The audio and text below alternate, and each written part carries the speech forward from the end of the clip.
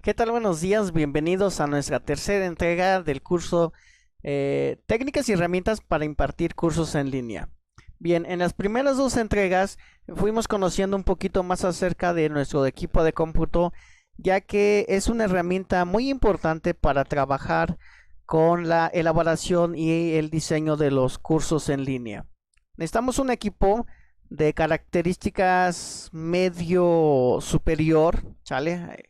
Necesitamos un equipo de preferencia que no sea una portátil, pero si es una portátil, bueno, pues que tenga por lo menos procesadores de dobles núcleos o 3 o 6 núcleos virtuales, o pueden ser también físicos, una buena capacidad de memoria RAM y que obviamente todo nuestro software esté completamente de acuerdo en la arquitectura del procesador. Recuerden que la arquitectura del procesador es muy importante. Bien, todo eso ya es una clase que ya quedó vista y asentada.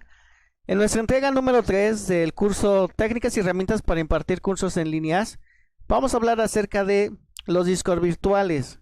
Es muy importante tener discos virtuales para el curso, ya que va a llegar el momento en que ustedes almacenen toda su carga de clases virtuales y como todo, no estamos exentos de algún accidente, de alguna falla de la computadora y pues que se pierda toda la información.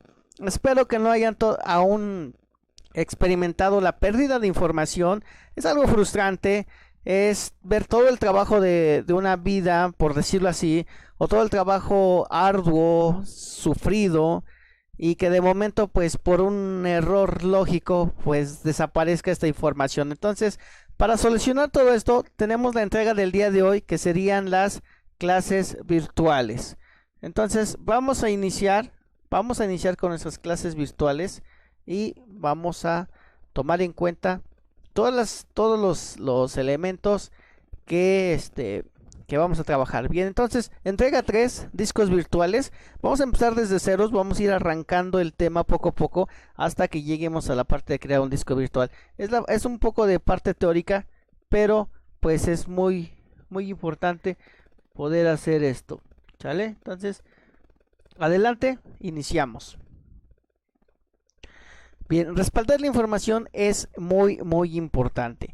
Para poder respaldar la información, el sistema operativo de Windows cuenta con una herramienta a la cual se le denomina administrador de archivos. ¿Sale? Nuestro administrador de archivos cuenta con una serie de herramientas.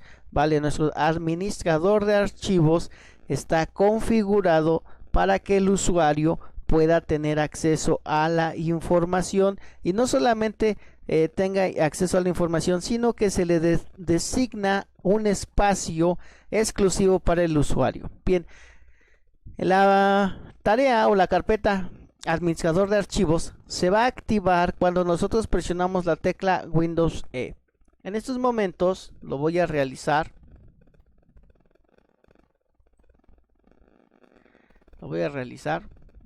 Ahí está, muy bien. Tienen acceso a mi computadora, presiono la tecla Windows y en este momento presiono la tecla E y aquí está, ¿sale? Este es mi administrador de archivos. Bien, esta es una ventana, ¿vale? Y como toda ventana tiene ciertas características, ¿vale? Si esta ventana la tomo de la barra de título, que esta sería la barra de título, ¿vale? La puedo mover a cualquier parte del escritorio. Toda esta parte de atrás, ¿sí? Todo esto es el escritorio de la computadora. Bien, si yo tomo la ventana de la parte de la barra de título y la muevo hacia arriba, ok, noten cómo se ve un efecto, como que se expande, ¿no? Lo que estoy haciendo es maximizando la ventana. Si la vuelvo a tomar, regresa a su posición original. Si nuevamente la tomo y la aviento hacia la derecha, noten que ocupa la mitad de mi computadora e inmediatamente me carga los posibles archivos a trabajar. Lo mismo si hago hacia la izquierda, hace exactamente lo mismo. Lo mismo es si agarro esta ventana y hago un conjunto de teclas, lo manda a cualquier otra ubicación. Bien, entonces esta ventana nos va a permitir administrar nuestros archivos. Bien, vamos a tomar en cuenta ¿de qué habla esta ventana? ¿Cuál es su función principal? ¿Por qué tengo que administrar mis archivos? ¿Qué es esto? Bien, esta ventana habla específicamente de un disco duro, ¿sale? El disco duro es la parte de la computadora donde almacenamos información. Bien, y el disco duro lo administra el sistema operativo.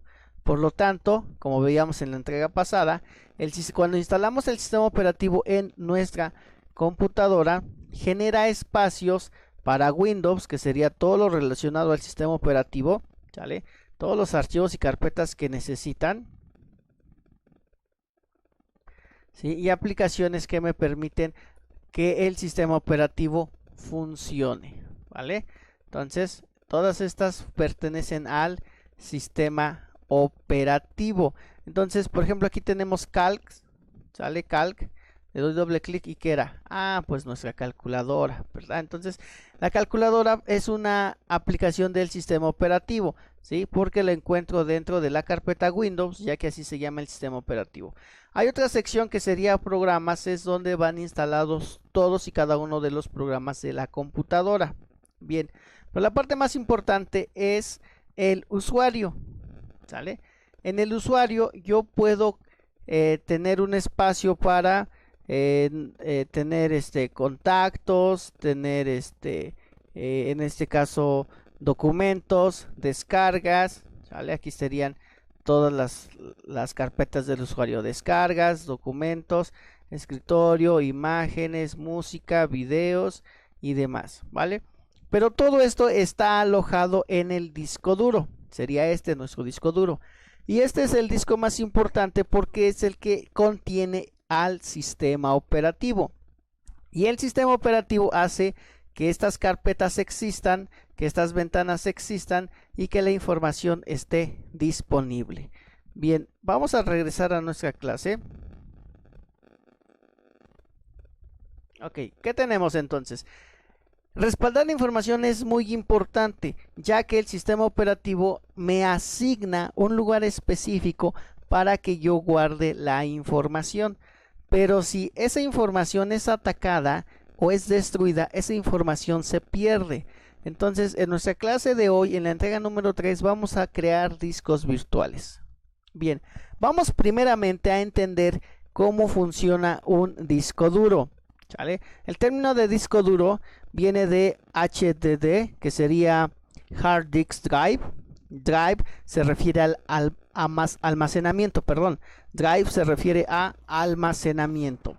Hard sería un almacenamiento de hardware, ¿sale? Sólido. Y disk, pues, obviamente el disco, ¿no? Entonces, de manera lógica, podemos identificar un disco duro de esta forma, ¿sale? Que tiene una serie de platos, en este caso mostramos 4 platos diferentes, y que cada plato tiene pistas, sectores y clúster, ¿sale? Estos clústeres son los que permiten el almacenamiento de la información. Entonces, prácticamente este es un disco duro, por eso le decimos disco duro de hard disk, ¿sale? Pero lo decimos incompleto, sería hard disk drive, ¿sale? Aquí viene el término drive, que viene siendo almacenamiento, ¿sí? No lo traducimos como tal, no estamos haciendo una traducción literal, pero drive se refiere al almacenamiento o al manejo de la información, que la información se maneja dentro de un disco duro, pero más es almacenamiento. De aquí viene el término correcto de la memoria USB, ¿sale? Todo mundo le dice memoria USB, qué gran error, ¿sale? No se llama memoria USB porque primero no es memoria y segundo no es USB, sino que tiene una entrada USB que se conecta al puerto serial universal, ¿vale? Por eso es USB, Universal Serial Port. Bien, su nombre correcto es Pen Drive, así como Hard Disk Drive, Pen Drive, que también tiene que ver con el almacenamiento. Entonces ahí se los dejo de tarea, se los encargo ese concepto, ¿sale? Es muy importante.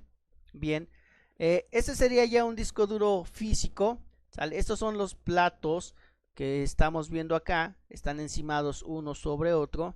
Bien, aquí ya todos estos discos duros son inservibles, aquí tenemos sus lectores, sus cabezales, ¿sale? Pero prácticamente esto sería un disco duro, si es una unidad sólida de almacenamiento.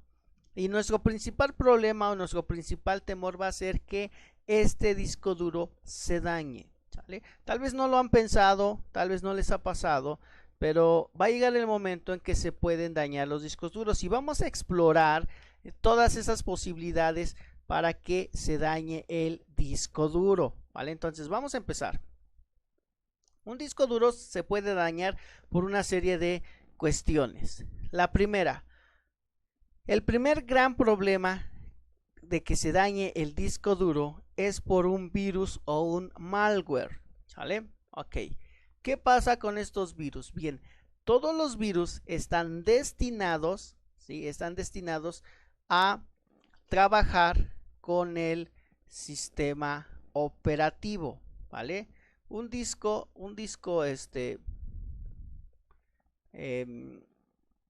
duro almacena el sistema operativo, ¿vale? Y el virus lo que hace es dañar al sistema operativo, ¿sale? Entonces vamos a recordar esta parte. A ver, este es mi disco duro de la computadora, ¿sale? Aquí está, disco local C. Este disco duro tiene una carpeta de Windows. El virus va a venir y va a dañar aquí Windows. Por lo regular daña un lugar que se llama el System32, ¿sale? Esta carpeta, ¿sale? De aquí empieza a hacer destrozos y empieza a darle un mal funcionamiento a el sistema operativo, ¿sale? También daña a los programas instalados, ¿sí? Entonces ya hay una falta de trabajo. Pero ¿quién está en medio del sistema operativo y los programas instalados? El usuario. Por lo tanto, también va a pasar a dañar al usuario. Y es más, tal vez no dañe el usuario, tal vez no se meta con el usuario porque no le importa la información del usuario. Pero si se daña los programas, ya no voy a poder ejecutar los archivos que tengo aquí guardados, ¿sale? Eso no hay ningún problema, simplemente elimino el programa y lo vuelvo a reinstalar, al fin que ya vimos dónde se están instalados los programas. ¿Sí? Pero si daña el sistema operativo, el virus, el malware, daña el sistema operativo, ya no va a poder leer ninguno de estos archivos, ¿sale? Y la solución va a ser en que eliminemos el sistema operativo, pero al eliminar el sistema operativo, por default se va todo esto, ¿sale? Entonces, si ya el sistema operativo se dañó, ya no puedo ver esta parte, esta información. Como ya no la puedo ver, formateo, cambio, arreglo, instalo nuevamente el sistema operativo y todo esto se pierde. Entonces, sí hay que tener mucho cuidado en esa parte, ¿vale? Bien, entonces el primer problema de las fallas es dada por los virus. ¿Cómo se soluciona esto? Muy sencillo, ¿sí? Hay una cosa que se llama antivirus, ¿sale? Estos antivirus, todos los antivirus son buenos, no hay uno mejor que otro, simplemente trabajan de manera diferente, pero todos los antivirus son buenos, siempre y cuando ustedes los hayan adquirido de manera legal, es decir, que ustedes hayan comprado un antivirus. Si ustedes descargan un antivirus y por ahí les dicen que lo van a craquear y que va a durar 10 años y que van a estar protegidos, bueno, pues pasa lo siguiente. Ustedes así como que engañan al antivirus para que el antivirus se instale y tengan acceso al antivirus. Bien, pues resulta ser que el antivirus detecta eso y le dice, ah, me estás engañando, perfecto, no te preocupes, ahora yo te voy a engañar, yo te voy a decir que estás protegido, pero la verdad es que no va a estar protegido, ya que un antivirus debe de estar sincronizado en 3 tiempos. Primer tiempo, con una clave, ¿sale? Y con un usuario. Segundo tiempo, con una base de datos, ¿sale? Y tercer tiempo, con una conexión entre estos dos elementos, entre el usuario y la base de datos, ¿sale? La base de datos se actualiza y cuando se actualiza se baja esa actualización a todos los usuarios registrados, ¿sí? Y la empresa que genera el antivirus lleva un registro de todos los usuarios. Incluso detecta cuando hay usuarios duplicados. Un ejemplo, yo compré un antivirus original y lo podía instalar en 2 computadoras. Perfecto, se lo instalo en 2 computadoras, pero como tengo el archivo instalable, se me hace fácil instalarlo en una tercera computadora, ¿sale? La base de datos del antivirus detecta eso, ¿sí? Y entonces decide que de esas 3 computadoras a una no va a actualizar. Esa es una decisión al azar, ¿vale? Aquí ya no es de que la última que se instaló es la que ya no se va a actualizar, ¿sale? Entonces va a estar una computadora va a estar fuera de las actualizaciones. Entonces, aguas, eso no es correcto.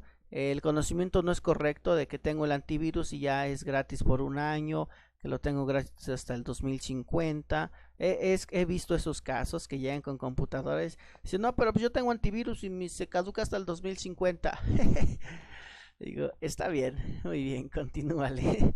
¿Vale? Eso no es cierto, ¿vale? Vamos a la realidad de las cosas. Son así. Bien, entonces, primer problema que se daña un disco duro es por virus o por malware. Ok, tenemos otros problemas. También tenemos problemas de corrupción de datos, sale en la tabla de particiones. Es decir, el disco duro, como lo habíamos visto en principio, el disco duro está dividido en partes y secciones, y hay secciones que son importantes porque estas secciones determinan la administración de los archivos. Si una sección, por ejemplo este sector, administra todos los archivos y si no está o se ha borrado o se eliminó, entonces ya no hay quien administre todos los archivos y pareciera que no tenemos un disco duro. Por eso en la imagen alusiva vemos que aquí la persona está desconectando y conectando el disco duro para que lo reconozca. Jamás lo va a reconocer porque la tabla de datos se ha corrompido o se ha dañado. Entonces, este tipo de error es un tipo de error completamente lógico, ¿sale? Entonces, ¿cómo se resuelve? Nuevamente, formateando el disco duro y creando nuevas tablas de particiones, ¿sale? Al momento que se formatea, se generan esas tablas de manera automática. Pero formatear el disco duro también conlleva perder la información. Ese es el problema 2. Problema 3. Cambios agresivos de temperatura, ¿sale? Que de momento subió la temperatura. Ok, ¿qué es lo que se daña ahí? Bien, aquí tenemos un disco duro desarmado. Lo que se daña prácticamente viene siendo el circuito, ¿sale? ¿Cuál es el circuito? Bien, el circuito viene siendo esa placa verde con unos cuadritos negros, ¿sale? Esos son los circuitos impresos, los circuitos integrados. Esa es la main board, la placa principal. Y si no funciona, pues simplemente no le puede dar indicaciones a las agujas, a los cabezales, a los motores, ¿sale? No puede hacer absolutamente nada, no puede hacer la interpretación de la información del disco duro, ¿vale? Entonces, otro de esos problemas es eso, cambios agresivos de temperatura. Bien, otro problema, este es muy común, son los picos de voltaje, ¿sale? Los picos de tensión, perdón, los picos de tensión. Ok, entonces aquí tenemos una gráfica donde vemos una tensión constante, ¿sale? En el caso de nosotros, Comisión Federal nos debe de entregar 110 voltios, 115, 120 son las variaciones posibles. De hecho, la norma oficial mexicana en la IEEE habla y dice que deben ser 115. Si reciben 110 está más que perfecto. Si reciben 120 también está muy bien. Pero nos dice que la norma deben de ser 115. Ok, ¿qué pasa cuando de momento la tensión sube?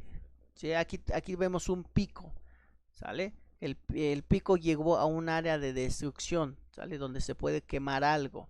¿Qué pasa si sucede esto? Bueno, pues que se va a quemar tal vez el disco duro del procesador, la computadora y todos los aparatos que estén conectados a la misma fuente, televisiones, Smart TV o cualquier otro elemento, ¿sale? Entonces, aguas. ¿Cuándo sucede eso? En tormenta eléctrica. Por eso la recomendación es que en tormenta eléctrica desconectemos nuestros aparatos. ¿Por qué? Porque, bueno, tenemos un cableado, ¿sale? Por el cual recibimos nuestro suministro de corriente eléctrica, ¿sale? Y entonces ese cableado genera ciertos campos magnéticos que atraen a otros campos magnéticos que vienen de los rayos, ¿sí? Aquí hay una ley física que un campo magnético genera un campo eléctrico al expandirse y nuevamente al expandirse genera un campo, el eléctrico genera un campo magnético y esto me permite el proceso de la inducción, que también es otro término físico. Mediante la inducción yo puedo disminuir o aumentar voltajes. Bueno, entonces como los cables que están allá afuera en las calles jalan los rayos, entonces por lo regular, no sé si les ha tocado ver una tormenta eléctrica y ver cómo cae un rayo, pero el rayo nunca toca el suelo, sino que parece como lo jala un cable, o sea, los cables de luz literalmente los absorben, los chupan. Y entonces ahí es donde la tensión aumenta, son segundos, ¿sale? Que la tensión aumenta en todos lados y genera un pico de voltaje, ¿sale?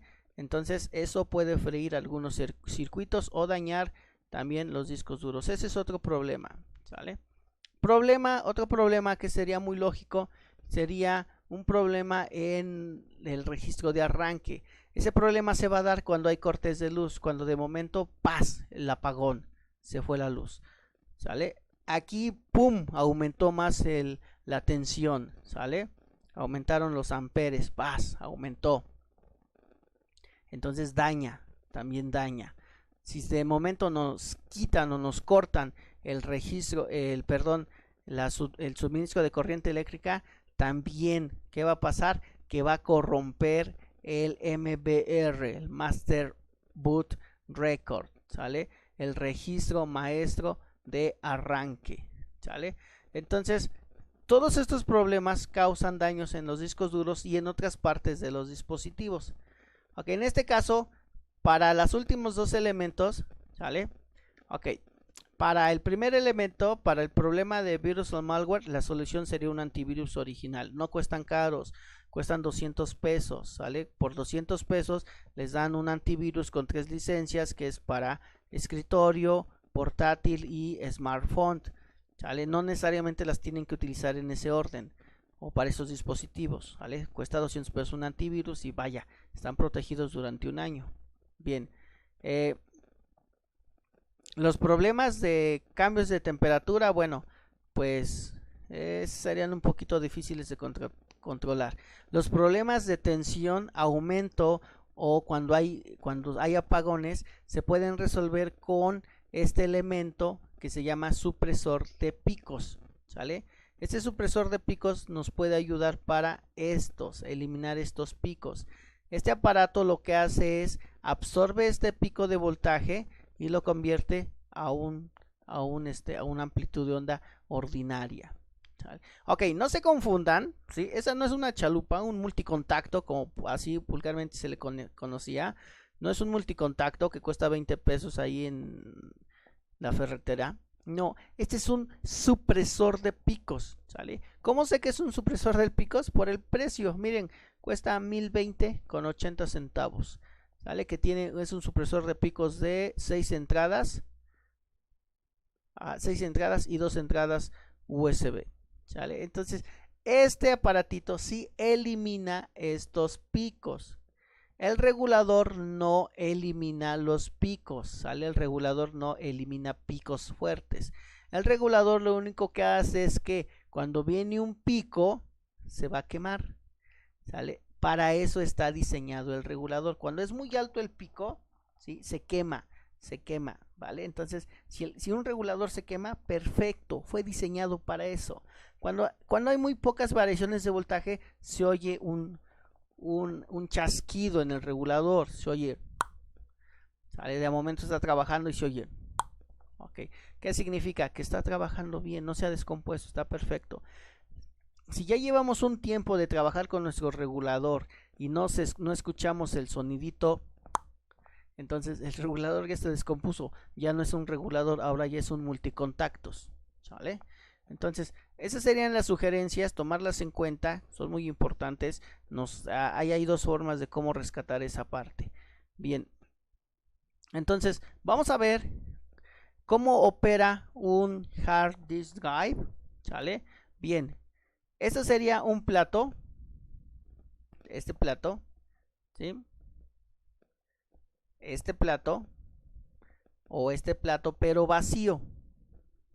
Y aquí tenemos este plato vacío. Este plato vacío se divide en pistas. Es una pista, otra pista, otra pista. ¿Cómo es que se van dividiendo? Muy sencillo. ¿O por qué se tienen que dividir? Si yo guardo información en una cara vacía, como esta, ¿sí? Con que yo guarda una letra, un bit de información, lo pongo acá, se llena. ¿Sale? Ya no puedo guardar más porque este espacio ha sido ocupado. ¿Sí? Es como, por ejemplo, tenemos una mansión de 40 habitaciones, ustedes llegan a vivir esa mansión ha sido ¿qué? Ocupada. No puede venir alguien y querer vivir ahí, no. Pero ¿qué pasa si yo secciono esta cara por pistas? Entonces sería como como pisos.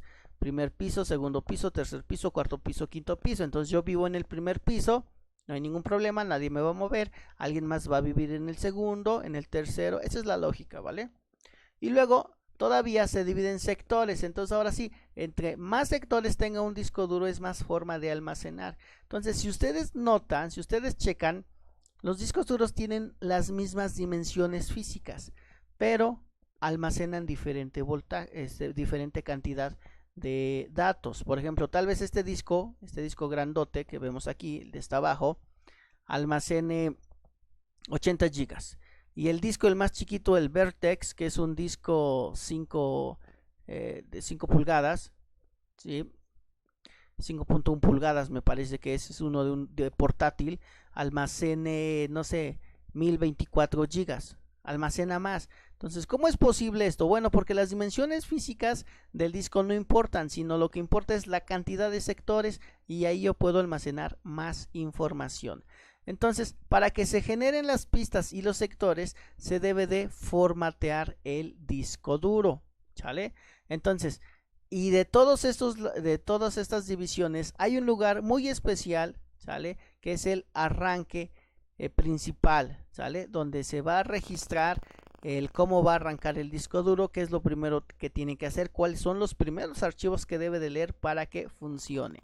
¿Sale? Entonces nosotros estamos acostumbrados de que llegamos y presionamos un botoncito y pum, prende la computadora y carga nuestro sistema operativo. Pero nada de eso, ¿eh? Hay un proceso muy complejo, ¿sí? Hay una magia muy llamativa en ese proceso. Sale que incluso se ve como magia, es algo increíble. Como al momento de recibir voltaje, una corriente alterna la convierte en corriente directa y posteriormente esos voltajes se convierten en un lenguaje y luego de ese lenguaje se transforma a unas indicaciones y después se accede a un pequeño programita que sería el BIOS, el cual detecta información en el disco duro, la lee, que sería el registro de arranque y entonces ya empieza a cargar. Si la computadora tiene 2 o 3 discos duros, esa información de arranque me permite determinar cuál es el disco duro principal y cuáles son los discos duros secundarios. Entonces todo eso pasa en micras de segundo, en instantes muy cortos, y pues ya no los vemos. Incluso prendemos la computadora y ahí le damos golpecitos, órale, apúrale, rápido, quiero ya trabajar. No hay un proceso atrás de todo esto, ¿vale? Entonces, esa es la parte relacionada al disco duro. Sí estamos viendo toda esta teoría porque sí es importante. Bien, un disco duro no se formatea así como formateamos un pendrive, ¿sale? El pendrive lo conecto, ¿sale? De hecho aquí tengo un pendrive conectado, lo vamos a ver.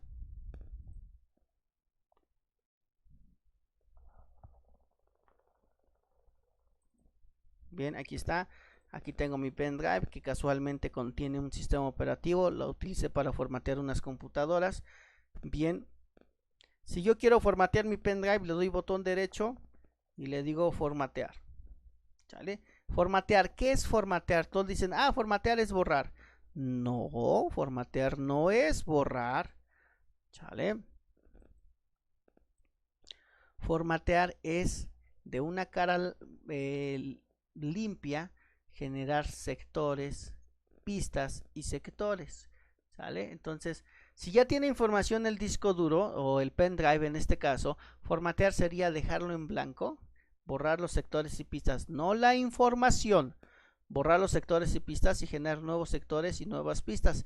Como se generan, ya tengo espacio para meter más información. Significa que si su pendrive lo han formateado unas 10 veces, hay registros de toda la información primaria, ¿sale? De 10 capas que tenemos. Esto lo asemejamos a una casa y pintura. ¿Sale? Yo pinto por primera vez una casa de color verde, después de un tiempo ya no me gusta, la pinto de azul, luego de morada y termino pintándola de rosa. Pero si yo con mucho cuidado levanto la pintura rosa, voy a encontrar atrás la pintura morada, ¿sale? Pero ya depende del cuidado que yo le dé al quitar toda la pintura rosa, voy a encontrar toda la pintura morada. En el proceso estamos de acuerdo que me voy a llevar partes de pintura morada. Incluso dentro de la pintura morada me voy a llevar partes de la pintura azul o de la pintura original que era verde, ¿vale? Entonces, esto es formatear, eso es formatear, no borrar información. Bien, continuamos. Para formatear un disco duro, les decía, no se formatea igual que un pendrive, porque habíamos dicho que para formatear un pendrive, bueno, pues simplemente es seleccionar el pendrive, le damos botón derecho y le decimos formatear. Y ya nos dice que se va a formatear. Yo le digo que sí lo quiero formatear y que restaure sus valores. Aquí están sus valores predefinidos. Le doy un formato rápido, le doy inicial y queda con nuevos sectores y pistas. ¿Sale? En este momento no lo voy a hacer porque no tengo esa necesidad. Bien, entonces continuamos. El disco duro se formatea únicamente en el momento que se está instalando el sistema operativo. En pantalla tenemos una captura que se llama programa de instalación de Windows. Se está instalando Windows y aquí nos está indicando de dónde se quiere instalar. Aquí está el disco duro y noten que en la parte inferior tiene la sección de formatear. Entonces yo puedo, antes de instalar el sistema operativo, generar los nuevos sectores y pistas, ¿sí? Y en automático ya voy a poder instalar el sistema operativo. Entonces aguas, esto es muy diferente a el uso del pendrive. Bien, vamos a crear ahora un disco virtual. Ya que vimos toda esta información, el siguiente paso es crear un disco virtual. Pero esto lo vamos a hacer en la segunda entrega de esta misma clase. Esta fue la clase 3A y en estos momentos iniciamos la clase 3B. Voy a hacer el video en dos partes para que tengamos acceso a la información y no les cueste a ustedes mucho descargarlo, ¿sale? Nos saludamos en un instante.